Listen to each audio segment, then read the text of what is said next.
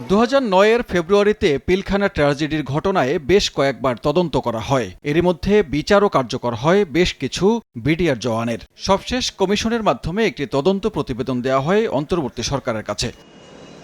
সোমবার সচিবালয়ে প্রথমবার বিভিন্ন দপ্তর ও সংস্থার প্রধানের সঙ্গে বৈঠক করেন স্বরাষ্ট্রমন্ত্রী সালাউদ্দিন আহমেদ। পরে জানান, কমিশন গঠন করে পিলখানা হত্যার পুনঃতদন্ত করা হবে। তদন্ত কমিশন গঠন করার কথা বলেছি, আমাদের প্রতিশ্রুতি আছে, ইশতেহারের মধ্যেও আছে যে আমরা বিডিআর গঠনটা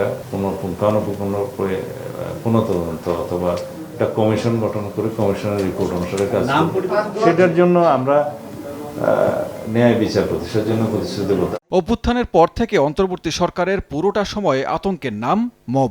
দাবি আদায়ের নামে রাস্তা আটকে দেয়া যেন নিয়মে পরিণত হয়। তবে স্বরাষ্ট্রমন্ত্রীর সোজা কথা, দাবি আদায়ের নামে রাস্তা আটকে আর মব তৈরি করতে দেয়া হবে না। গ্লিটারের টুইন লেমন ও অ্যান্টিব্যাকটেরিয়াল ফর্মুলা বাসনকে চকচকে জীবাণুমুক্ত করে আমাদের দেয় গ্লিটার গ্যারান্টি। আমরা রিয়েক্ট করব খুব কঠোরভাবে। দেশে কোনো মব কালচার থাকবে না এবং মব সৃষ্টির মাধ্যমে সড়ক অবরোধের মাধ্যমে দাবি আদায় করার জামানা শেষ। বৈধ পন্থায় স্মারকলিপি দেবে, মিছিল করবে, সমাবেশ করবে, আদালতে যাবে।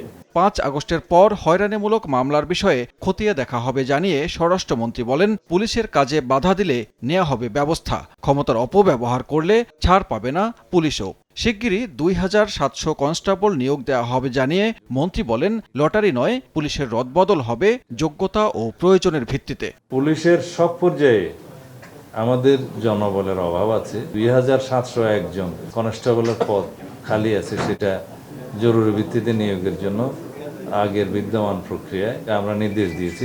শেখ হাসিনার আমলে লাইসেন্স দেয়া অস্ত্রের রিভিউ, পাসপোর্ট অফিসের ভোগান্তি কমাতে উদ্যোগ নেয়ার কথা জানান স্বরাষ্ট্রমন্ত্রী। তারা লাইসেন্স পাওয়ার উপযুক্ত কিনা আইন অনুসারে সেগুলো সবই যাচাই বাছাই করা হবে।